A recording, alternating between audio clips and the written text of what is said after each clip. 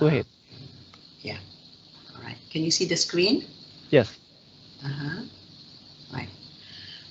So yeah, we are aging. I'll talk a bit about what what's happening with the population or with our demographic change in the country, and how for retirement, Malaysians generally is not a straightforward pathway. There are several pathways with regards to the Malaysian adult or working population. The issues and challenges going forward, and also some of the recommendations that we have at the center. Now, as Malaysians getting older, you can see from the pyramid how, I'm trying to, give me a second, yes, that the changes in the population pyramid over the years since 1950. 1950, the pyramid is very slim, yeah, because we have a very broad base, and 2000, the middle or lower middle tend to be a bit larger. 2010, the middle is a bit, well, became more enlarged. And then you look at 2040, yeah, the base is getting smaller. That shows that the fertility or less children were born, and Malaysians are living longer. And according to the projection in 2020, where our 65 years and above are above 7%, that's when we are described, or we were being described as an aging society. And as you can see, that the population aged 65 years and above will cross after like 2045, yeah, will cross the population age 0 to 14 years, which means that the dependency ratio will decline. However, the dependency for aged population will increase, yeah, as I will share with you in a bit. And this was due to the life expectancy at birth. In 1960, we live until 57 by and large. And in 2020, 76 years. And of course, for female, they live longer, and it has increased even for 2022 and 2023. And you could see the fertility rate, how it has declined quite drastically from 1960. So if you recall, in 1980, we were talking about having a 70 million population for Malaysia. If you could recall that period, instead of going expanding to the population size that we aspire, the birth rate in fact declined. Yeah. So as I mentioned, that when Malaysians enter the labor force, you go either you are employed by someone or by an organization, or you do your own thing, or the path need not necessarily be linear, but it can be multi, that after a while you change from formal to informal, or from informal to formal as well. And if you go into the formal sector, you are by law, yeah, you would have to contribute, including your employers, to the EPF, or you can go for voluntary, the private retirement scheme. If you are in government, you have co-op, and if you are with the military, the long service, but not the short service, yeah, you will be under the LTAT.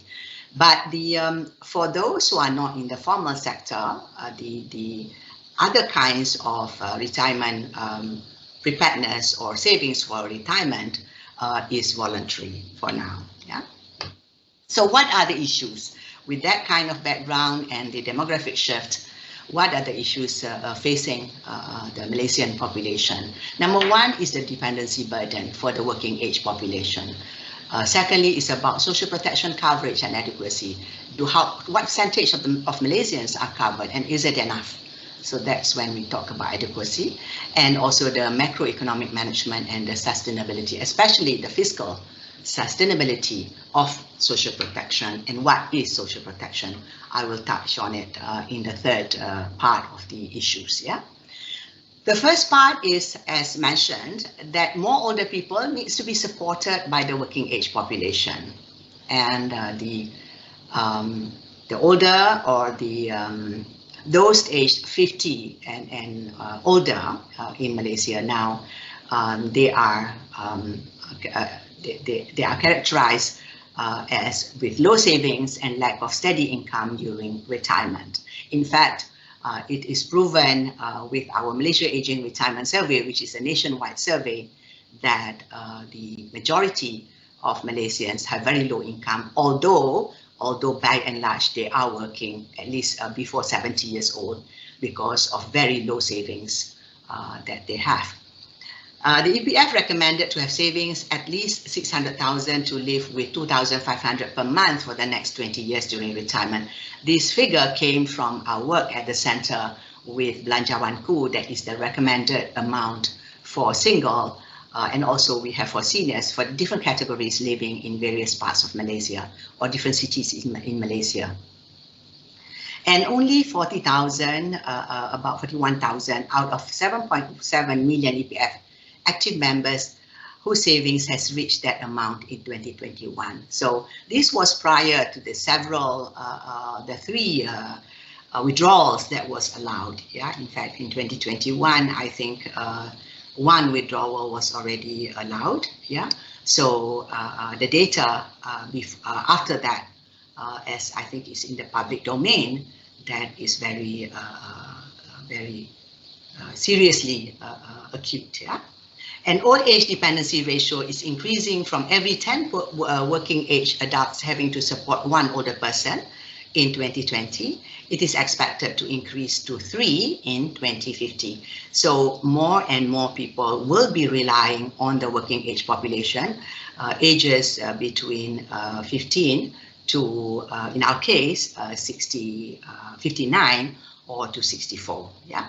So these are the group of people that will have to produce for the country unless we do something. So it will certainly affect the productivity of the country. It will definitely affect the macroeconomic scenario in the country unless we do something about it, especially to mitigate the decline in productivity due to the aging population.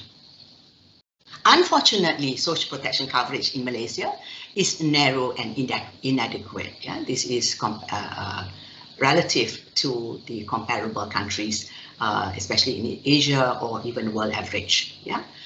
So the social protection coverage in Malaysia is narrow compared to ASEAN countries, which is only 9.1% of intended beneficiaries of the old age or the 60 and older were protected in 2015, out of which 6.1% was protection for social insurance and 3.0% of social assistance. As I will show later, that the social assistance here is the Bantuan Orang Tua, which is means tested and targeting only for those who are hardcore poor. And the 6.1% for social insurance would include the EPF and the KWAP and SOCSO. Yeah, so SOCSO also has the invalidity pension, so that's included in the 6.1%. And you see the coverage and the size of social protection benefits as the percentage of the GDP capita on the right-hand table. Yeah? So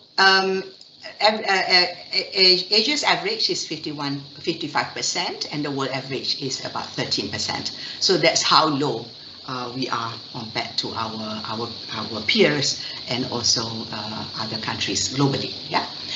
So to compare with some of the countries, with selected countries, we have a few here that we can see that the Bantuan Warga Emas or now is called something else. Yeah, it's called can't remember now what it's called, but it's changed. The name has changed. Yeah, it's when you reach the age of 60, you will get 400 ringgit, if I'm not mistaken, and that's 3.8%. But as you can see, our neighboring countries, Thailand, for instance, Thailand introduced the old age allowance in 1998, and in their case, only those receiving government pension do not receive the old age allowance. Even if you are rich, you are in the 20%, you still receive it, therefore it covers about 72%. And Vietnam introduced this in 2004. Those aged 80 and older is also pension tested. although the amount is more for both these countries, for Thailand is about 600 baht. It progresses as the age progresses, but 600 baht will be equivalent to about 60 ringgit, 60 or 70 ringgit Malaysia per month. Yeah? So we're talking about pension is the retirement income, monthly retirement income. And for Vietnam, also about 11.2 US dollars per month. So again, it is about 60 ringgit per month, but they will get this income every month. And Vietnam too is pension tested. So worldwide is about 68% receiving old age pension. This is inclusive of both contributory and non-contributory schemes. Now, in Malaysia, this is how we what we call our social protection scheme or system in Malaysia. Yeah, that we cover from pole to pole. The left pole will be the poor people, yeah, and the rightmost will be the richer population segment of the population. So who we cover are our welfare system looks at the poor, the hardcore poor. So we have a large number of poverty targeted programs, and they are all means tested. More than 123 programs under 23 ministries. So it's so many of them is fragmented. Yeah, and at the right end, the formal sector. Yeah.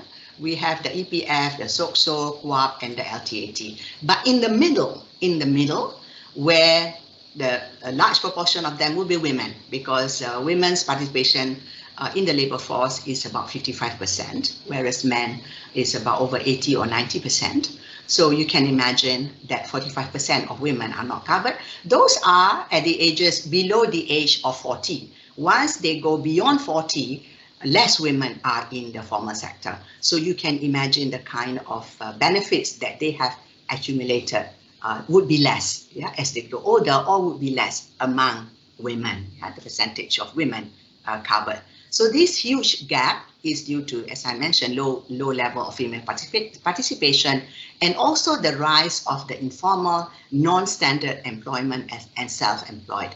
We talk about the gig economy that was accelerated by COVID, with going through the digital platforms.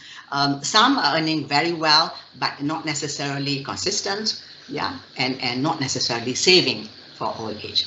So all in all, we calculated that about 61% of the working age population are not covered by any contribution scheme. So some of them would have the voluntary scheme, but only 30% intended beneficiaries do not receive any social assistance. Yeah. So these intended beneficiaries are by our own.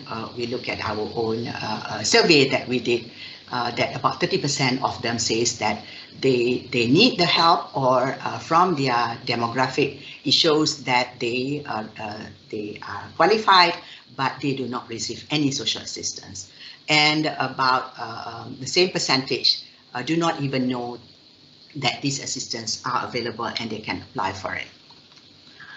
And however, we are also faced with social protection spending that is affecting our fiscal sustainability. Yeah, so we spent billions of ringgit. Last year we spent 90 billion ringgit, and out of that, 40 billion went to the what I would call a general subsidy, which is the petrol and also other kind of food, including cooking oil. Yeah, is this sustainable? Yeah.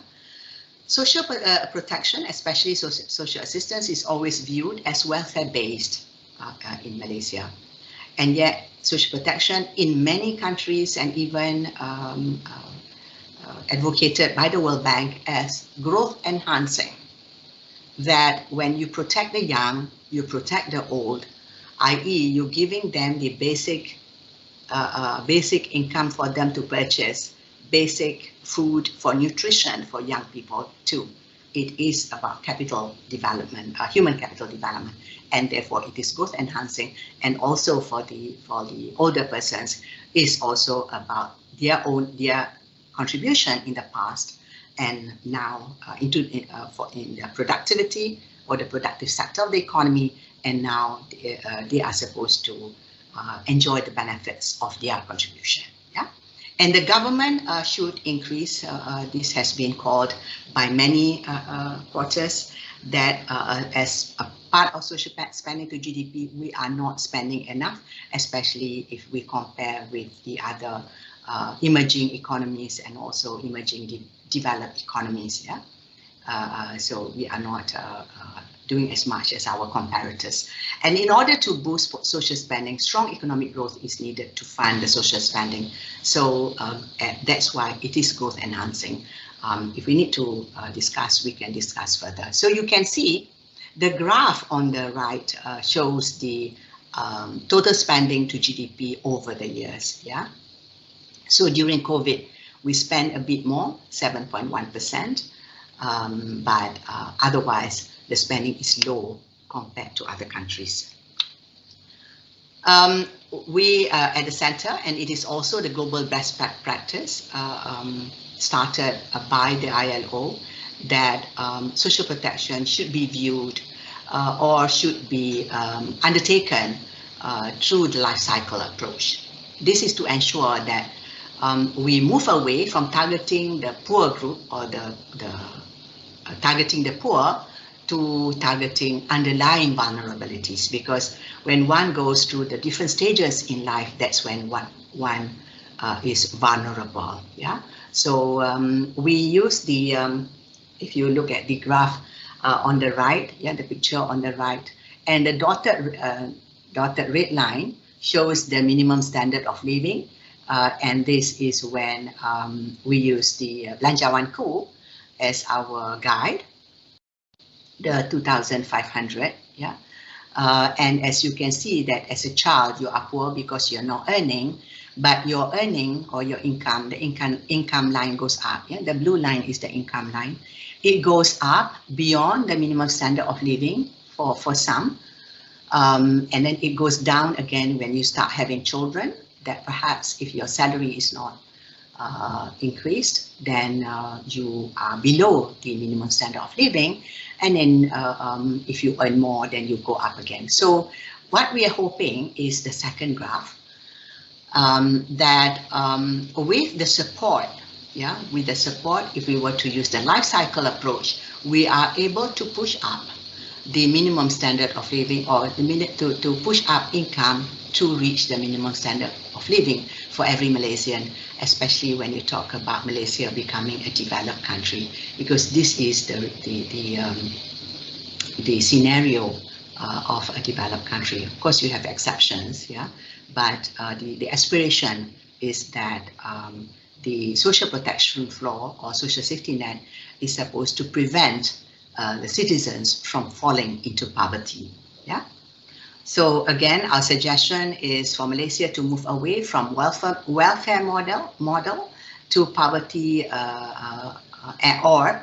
poverty targeting, or targeting the poverty groups to a social assistance of a strategic developmental model, as we proposed in the on the right hand side, the second graph. Yeah, this graph, if you can see.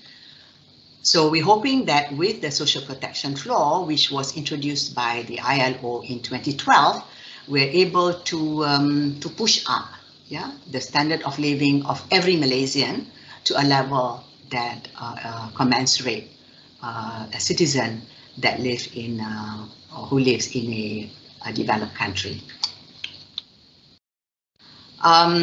However, the social protection framework, or social protection as a system, has got three pillars. Yeah, has got three main categories. Yeah? The first category is what we call the social assistance. Social insurance. The social insurance is a contributory type of scheme, where you will prepare for old age, you prepare for injury and death at the workplace, or unemployment and income reduction. And I'm happy to report that for social insurance in Malaysia, we have improved, since 2018, that we have the retirement benefits, the SIP, the system insurance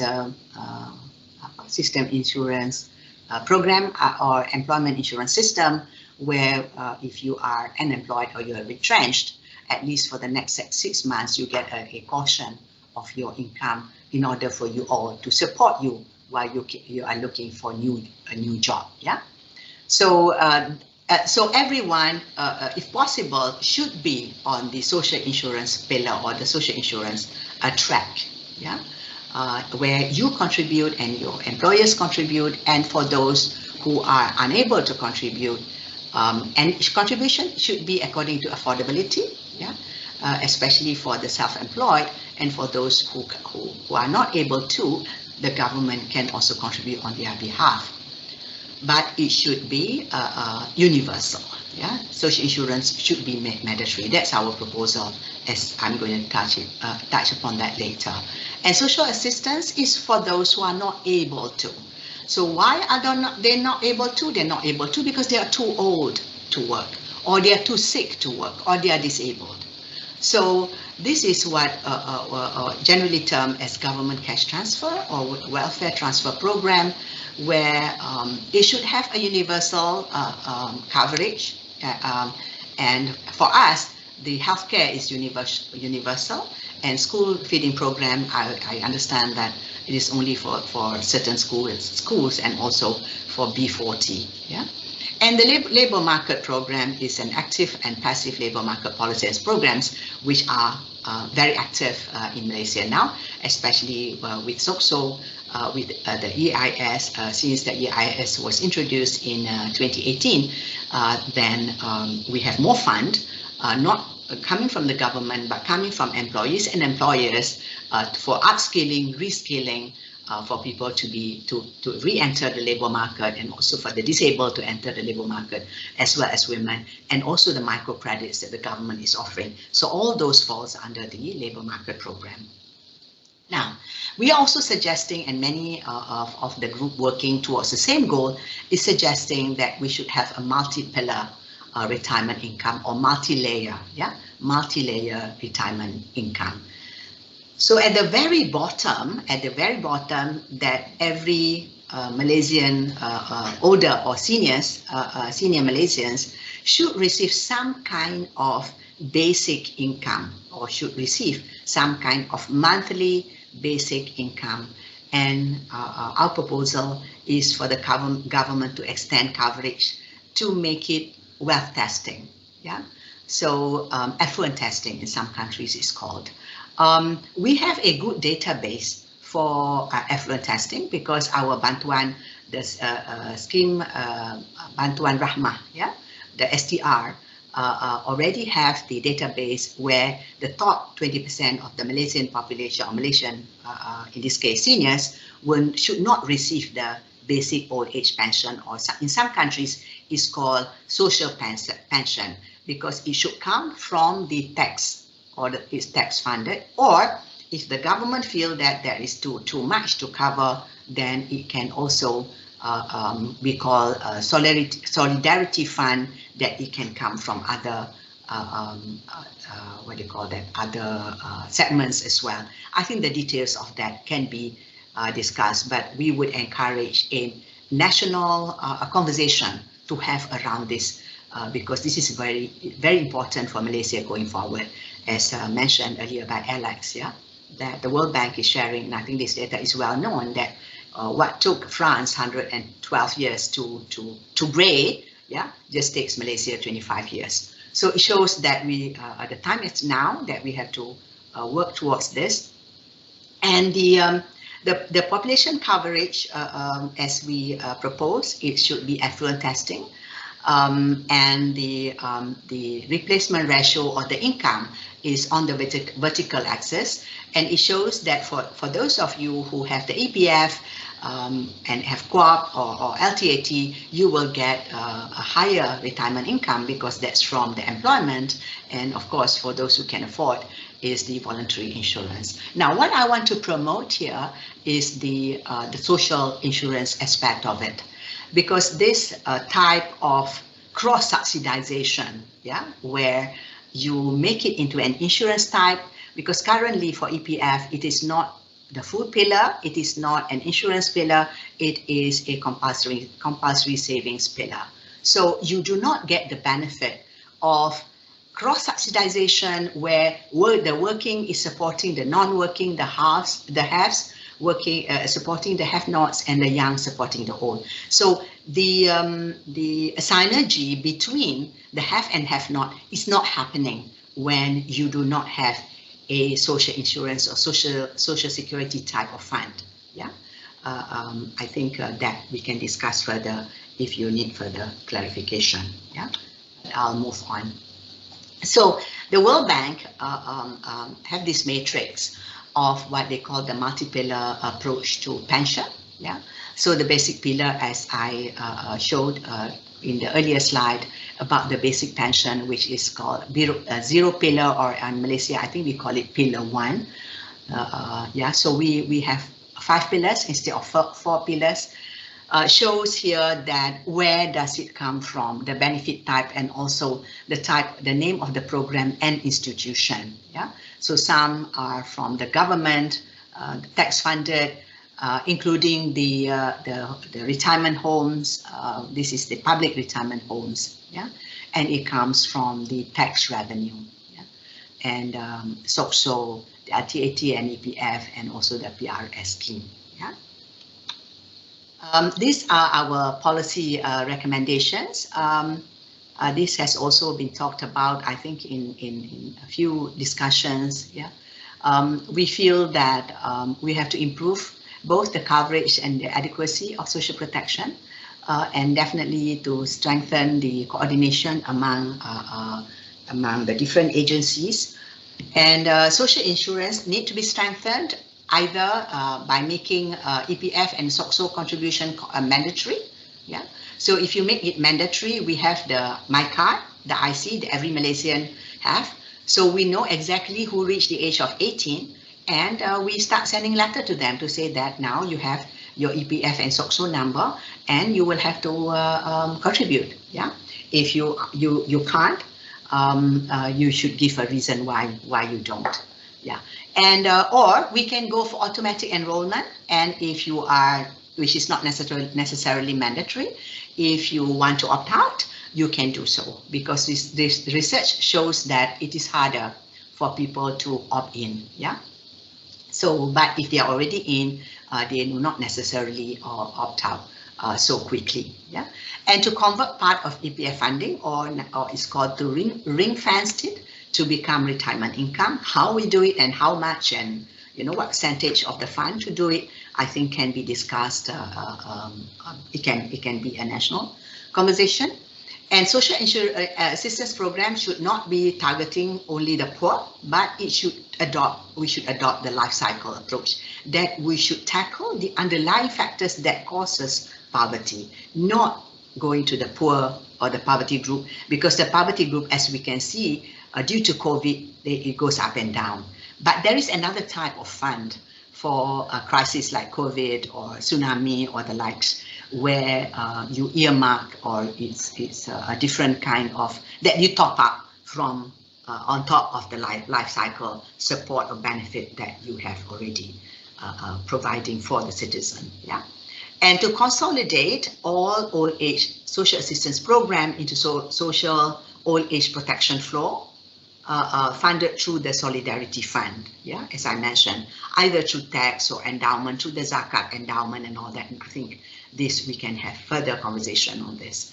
And to introduce the basic old age pension, or in some countries it's called social pension, but it can be very small for those aged 70 years and older. And we were talking about maybe 200 ringgit if you don't want to give 400 ringgit, because maybe that would be unsustainable. And if 60, we feel that Malaysians have some savings to last them for 10 years, then we can start at the age of 70. So we propose that we start at the age of 70. Now, this is my second last slide, yeah? And the labor market intervention has to be implemented, or has to be introduced concurrently, because many Malaysians are still healthy and they would like to contribute, or they would like to work. So by providing more employment opportunities for older persons. So we have to look at the demand side of the labor market, yeah, that how flexible are the employers in our workplace that would encourage or would entice older persons to join the labor market or rejoin the labor market. Yeah, for instance, in Singapore, there is the employment support for senior programs. Yeah. And nurturing Malaysians to have a good financial literacy. This is very important. I cringe when I see things that people purchase on the online, and also when you see how people are spending at Pasar Ramadan or even in supermarkets, you see long queues. Yeah, so I think this, and yet we know that average Malaysians are earning 3,000 and below. So you will, we have to look into this. And for instance, in the US, I'm not saying that we should make it mandatory because there are so many subjects taught in schools already. But in the US, for example, 21 states make financial classes mandatory as a high school requirement for graduation. Yeah.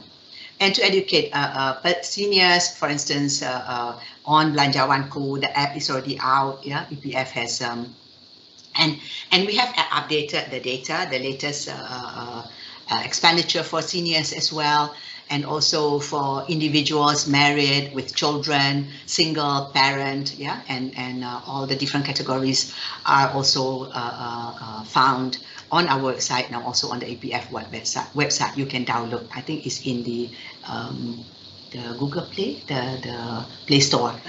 Excuse me, Play Store that you can download. Yeah. And it will divide into the food, the different categories of expenses. So thank you, everyone. Wow, thank you very much, Professor Norma. I would like to open the floor now to the participants to ask questions.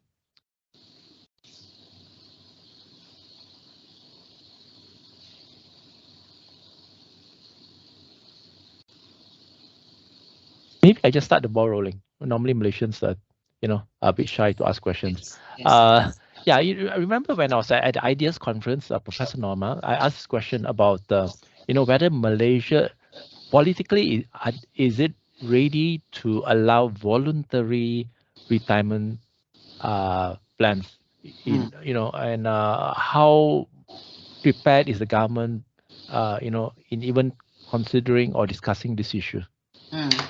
So in other words, what you're suggesting, Alex, is not to have the retirement age.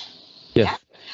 Yeah, and I think, you're talking about specific about Malaysia, but I thought I would start with a more general idea of retirement. Yeah.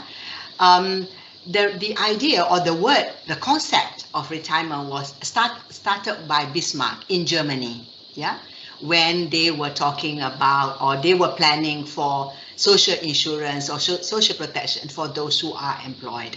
So for them, they would have a time when, or the limit of the working age limit, so that you can plan for how many years of retirement for them to do that kind of calculation. Yeah.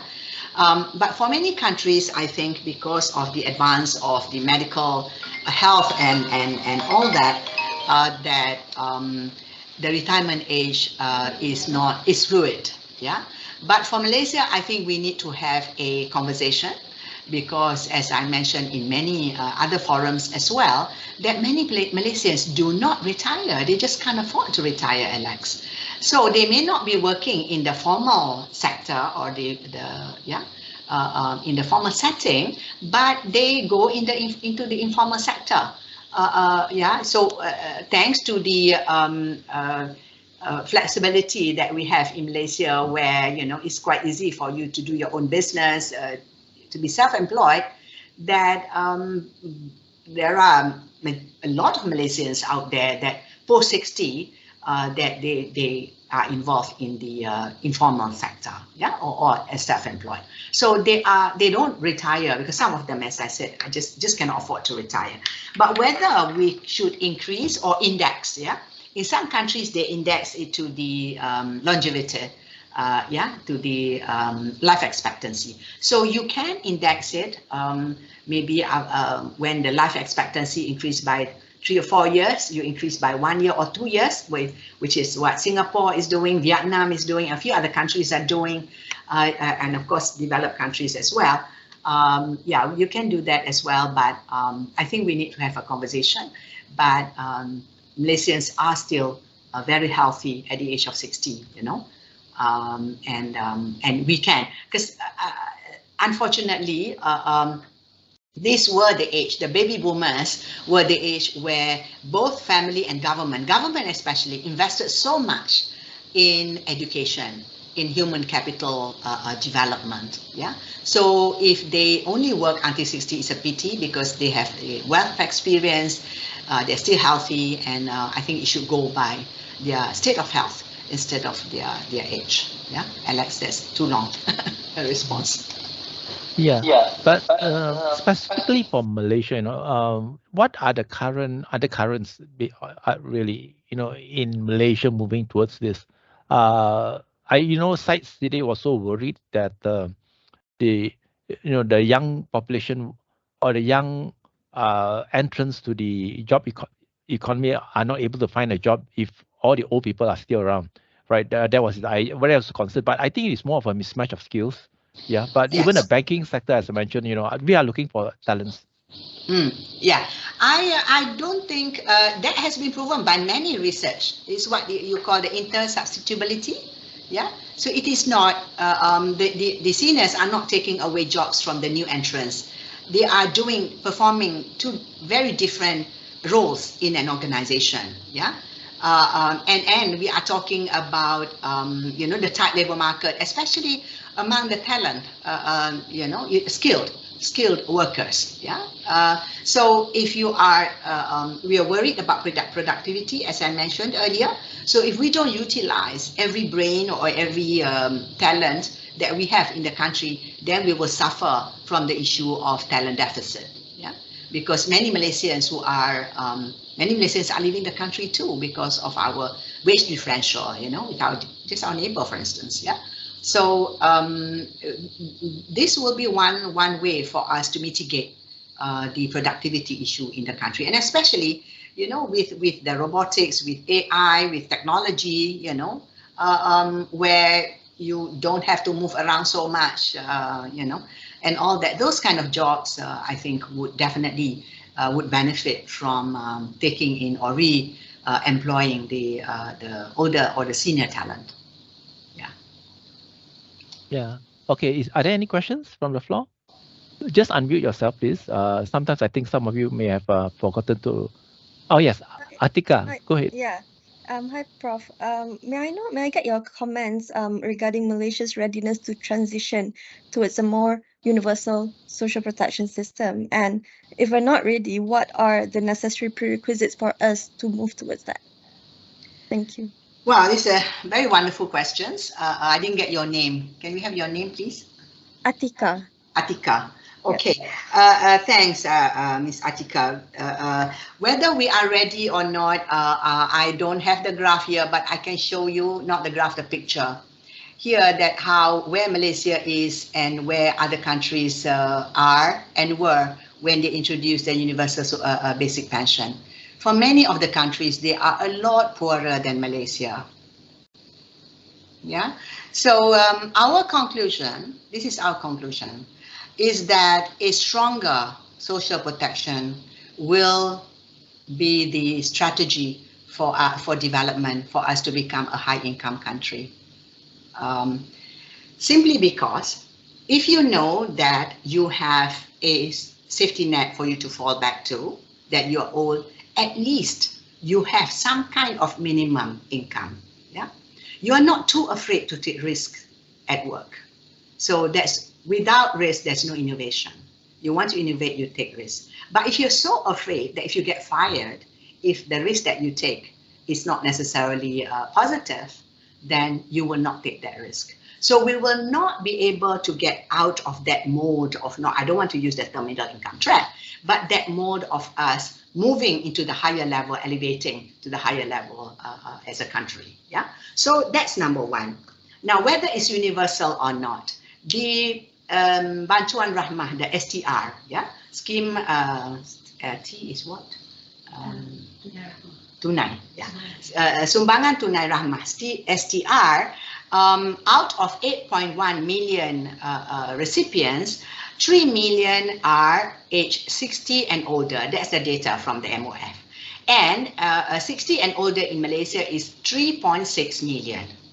So you just need to cover, if you want to do the affluent testing or affluent targeting, I'm going to change the word targeting from targeting the poor to the targeting the rich. So targeting to exclude the rich, that you remove 20%. So there are not many more that we cover in order for us to make it universal. Yeah.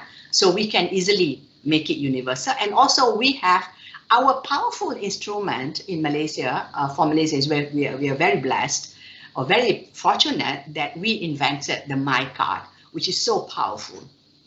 Number one, not many countries in the world, not many countries in the world have an ID since birth like we have.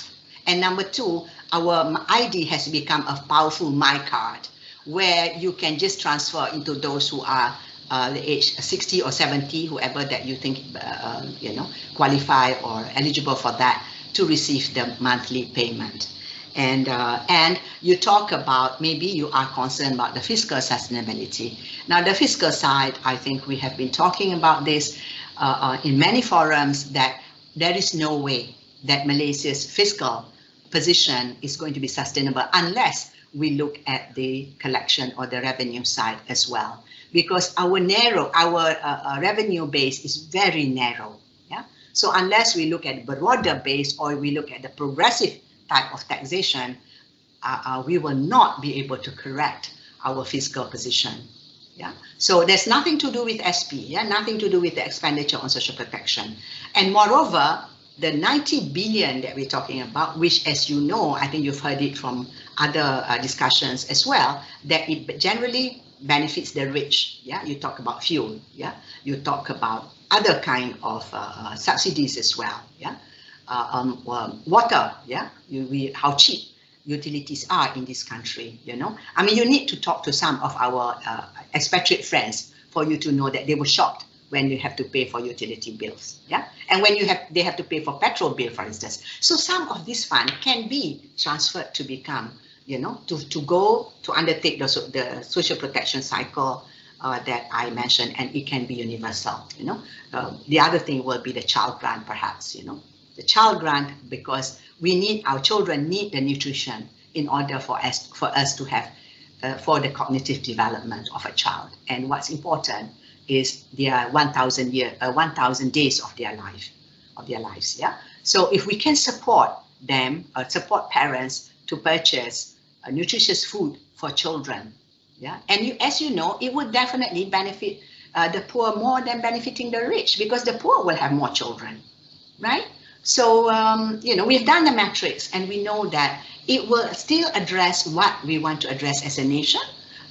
Poverty, addressing poverty or alleviating the living standard of Malaysians using the life cycle approach, social protection, we will still achieve the goal, the national aspiration. Yeah. Thank you, Atika.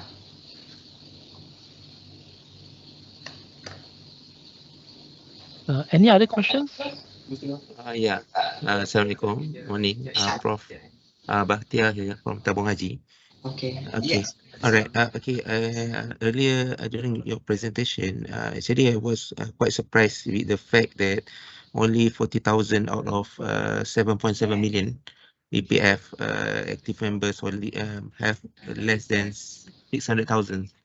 So I think with the with all the after all the withdrawals, and now the government just recently announced the targeted or rather loan collateral for above 40 years old, and I think the requirement only requires 3,000 minimum in the account too, meaning in a way they are now tied up with the loan or interest 4 to 5% until tenure for the next 10 years.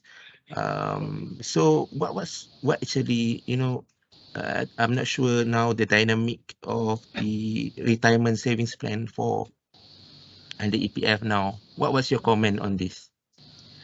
I think yes, for some they would like to purchase yeah, you know, a roof over their head. Yeah, it's still important to many Malaysians, and that's necessary perhaps. So that would help some with home ownership, but they would have to, or rather the savings have to further to be improved. And hopefully, I think the government is doing several things, including trying to push up salary, yeah, push up income for Malaysians, getting better quality investments into the country, and nudging employers to pay more. These are some of the efforts in trying to improve or add on to the retirement funds, to the EPF. But on the other hand, I think the government will have to do something as well. And we are proposing to the government, what I shared with you is also our proposal to the government, and many other agencies are doing this as well. And as you can see from the Bank Negara report and their macroeconomic outlook going forward as well, they were talking about making the social safety net stronger, yeah, social protection stronger. So I think these are some of the efforts that the government is trying to do, either through EPF or through their own tools, and also individually encouraging people to be more aware of their of the financial literacy that I was talking about, you know, on their spending and all that. So this, you know, with this concerted effort, hopefully we can overcome this low savings issue with the EPF contributors. But those are the who have EPF, Cik Bhatia. But for those who do not have, you know, the situation could be worse, because from our survey, it shows that the situation is worse. Their income savings less than 1,000 ringgit or less than 2,000 ringgit are the majority of our respondents. Yeah. So the scenario out there, and was it yesterday's NST that was talking about how you know, there were so many seniors on the road and without houses, children. Not taking them in, yeah, yeah, I think it was in the NST yesterday, that and we propose to the government as well through various channels that to think about the making it a law, yeah, for children to care for their parents, yeah? Like Singapore and many other countries, that it is the responsibility of a family member to care for their family member who are not able to fend for themselves. Even Germany has that law. Japan has that law. That means you can take your family member to court, is liable, yeah, for a family member if you are not, you have, but you're not supporting your family members who don't have, yeah. So whichever that Malaysians choose, which type of law that we think we would like to have, I think we can decide later, but I think the conversation should be, you know, because if you read yesterday's paper, it's quite, the problem is quite acute out there, yeah, with non-cared for older persons on the Malaysian streets. So Prof, what's your comment on the collateral, EPF collateral too? For 50,000 loans? I think for those who can afford, they should. And I think this is not a blanket thing.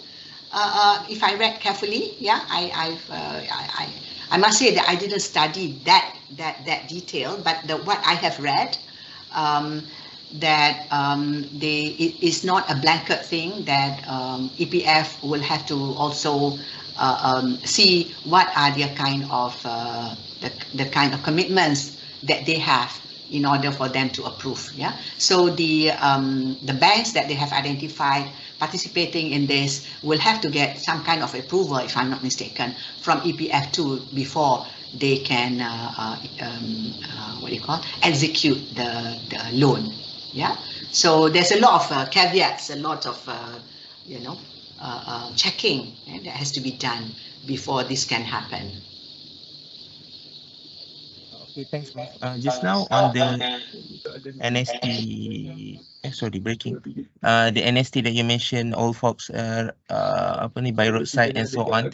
So if we see that kind of trends, I think particularly if these trends going forward, you know, means the old folks would be really vulnerable if they don't have really any dependence.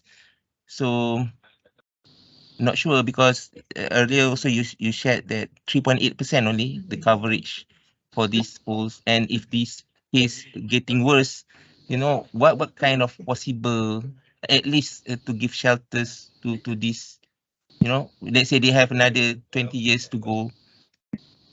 Yeah. Okay, Bhatia, I'm glad that we're having this conversation because we are we are trying our best to have this national conversation because I think the problem is here and the problem is not in the future. Our problem with old age poverty is here.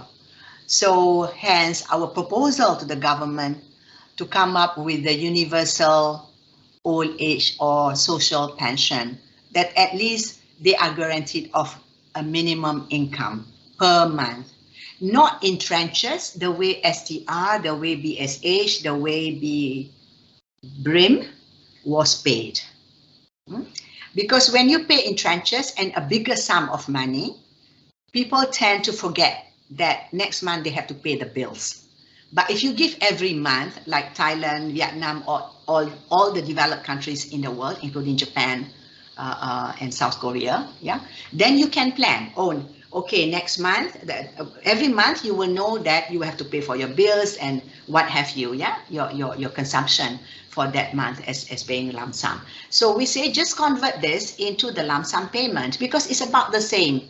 If you are giving 150 ringgit a month, you know, for 12 months, is the same as you give 3 tranches. Yeah. So this is what we're proposing, that at least there will be some income. And also, research shows that family members tend to treat seniors or older persons better when they have some kind of income. Family members can be your own children, your grandchildren. You know, you may not face this, you and I may not face this situation yet, or we may not because we are, you know, we have, some of us have pensions, etc. But for those who do not have, that's our future. Yeah, that if we don't have any income, the subject to abuse is higher. And people will bring their relatives into their house if they know that there is an income every month, because maybe they too are having difficulties to meet their daily or monthly obligations, financial obligations. Yeah. So I think that's one way that we can do, because to build more old folks home and all that is impossible. And that's the problems will be even bigger. Now, also, there is another advantage there when you make it universal. Yeah, I'm answering both Atika and also Bhaktiyar's question. That the administrative cost of universal is about 0.2%, as opposed to the cost of means tested or proxies, which is about 14%, 13 to 14%. That's universal, or rather, that's the global figures that we have. Yeah. So this shows that going universal, but wealth testing, affluent testing that I was talking about earlier, can be done quite easily. That's at no cost because LHDN has those names. The negative list or negative names are already there with LHDN. Yeah, so you need to renew that. So that is the way I think we ought to do it now, not later. Yeah, thank you. That's very noble initiative. Thank you very much, Prof. Thank you. Any other questions from the floor? Yeah, actually, I was wondering, under the universal income mechanism, Professor, would it simply be in monetary forms? Because you see, many of the seniors, as you get older, dementia starts to kick in, you know, and they tend to forget things. And not only that, many of them still do not have this financial literacy built in them over the years, and it's very difficult to educate people once they reach a certain age profile. So I'm just wondering, are there other types of support other than just financial under your plan? Yeah. Definitely, Alex, definitely. We're talking about social care, yeah? So we do talk about the care economy, that more and more of our services will be in the care industry as well, yeah? So on the care side, I think the Social Work Act, yeah, I hope that will be passed by Parliament. In some countries, doing social work, they are paid, they are recognized as professional, as a nurse. So if that's the case, there'll be more young people, our young people would go into this industry. And make it easier for us, you know, instead of just preparing, the income is one thing, yeah, Alex, because income will make sure that even if, let's say, I don't have children, or, you know, for some, you know, their children will go before them, so they outlive their children. So maybe their other relatives. So if they have some income, maybe other relatives will say, okay, I'll give you a little chorro somewhere. You can sit there, but for you know, at least, you know, I can get someone to clean that place once a week. You know, if let's say you get 200 ringgit a month, social benefit. So that's one. And then the carers themselves, yeah. Now it's so difficult for us to get, because I know, because I've got a 104-year-old mom living with me, and when I have to get the care, they are mainly Filipinos or Indonesians, yeah, because our young people feel that this is not a profession that's lucrative. So if we train them and make it professional, that it is seen as like being a nurse, I think that would help. So that Social Work Act part in Parliament, that would be good. And the other one is also the time bank. We are talking about that, how in other countries, and there were some talks about this in Malaysia too, in the past, about how you can, when you're young, you can volunteer to a home or to whoever's home that gets recorded. It's got to be done, Alex. One thing though, when you talk about old age care, it's not just a government. It has to be community. It's got to be NGOs and all that, because, and the local government. The local government has to play a bigger role, because all these can be tracked. Yeah, like for instance, the time bank. Yeah, when I go and contribute to a home, and then I will earn certain amount, and then when I'm old, I need the help. Then, you know, someone can help me and deduct from my time bank. So all these has got to be part of the master plan of an aging society. And we ought to do it now, and we are. I mean, I've been participating in some of these initiatives, and we are talking about this as well. Yeah. Yeah, thanks very much, Professor Norma. Maybe a few last questions. I just noticed that I've been to some nursing homes actually, you know, and I noticed many of the workers, they're all foreigners. Yeah. So yeah, it's a good thing that you mentioned that. Yeah, there's a need to encourage our local workforce, you know, to be involved in this industry. Yeah, yeah. And the care economy or the care industry, Alex, for those of you who are in business, you know, you can also look into that and see what else, you know, as an aging society, because this cohort is going to be bigger and bigger, and they're not necessarily poor. Some of them, you know, some of the high net worth individuals are also in that age group. Yeah, so how can you, you know, we're talking about also moving towards the service industry as an economy. Yeah, so that will be another sector that we can be more productive. Yeah, we're talking about increasing productivity, mixing both technology and also human, but our more talented human lah. I mean, our talented Malaysians. So we're not just talking about the mundane work, you know, that we used to refer to as a social work, but more of the intellectual type of thing as well. Yes, thank you so much, Professor. And it's really been a pleasure to listen to your views, and also to your to what you think Malaysia needs to go to move forwards to. So I really, on behalf of M Investment Bank and Bursa Malaysia, we really want to extend our heartiest appreciation for your involvement today. And I think many of our participants here, and some of them are from EPF actually. Yeah. Yes, I could see the names. So, yeah. So it also perhaps it will also help them to to think of ways in order to formulate their own policies for all of Malaysia. Yeah. Yes, yes. So thank you very much. Yeah. Thank you, Alex. In fact, we are an EPF endowed center, Alex. SBRC is in UM, but it is from an endowment fund by the EPF. But again, thank you very much. I enjoyed this conversation as well. It's a pleasure. And I hope to see you all again on a different platform. Yes. Thank you. Thank you. Selamat buka to the Muslims and have a good day. Thank you very much, Professor. Thank you, Prof. Goodbye. Thank you. Bye.